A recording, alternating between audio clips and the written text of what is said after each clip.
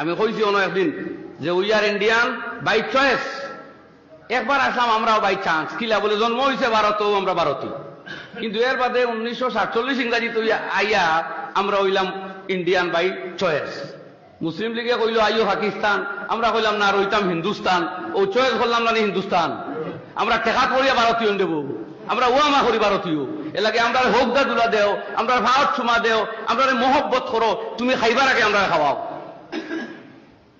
মাত বুঝছো নি গান অত শেখ বদরপুরীর আর তকরির রেফারেন্স গান মাতিয়ার কইসলা একদিন শিলচর একজন স্যার বলে অনে আমি আমার দেশের যুবকসকলের ওলা কিছু ইতিহাস আই শুনাইতাম, জানাই তোমরা ইতিহাসের পাতায় হইতাই নাই কিতা যে মোহাম্মদ আলী জিন্নার নাম লইয়া আমার হুয়াইন তোর এখানে লজ্জিত করা হয়, তোমরা মুখ লুকাইবার জায়গা কথা নাই রে, তোমরা মুখ উভরে দি তুলো।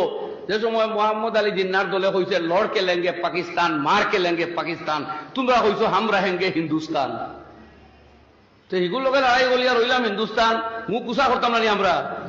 টেকাত পড়িয়া যদি কোনো ইন্ডিয়ান হয় হে মুখ লুকাইয়া আটক, হে মুখ সাফাইয়া আটক, হে গর্দনা নহাইয়া চলক, কারণ হে ঠেকিয়া হিন্দুস্তানি।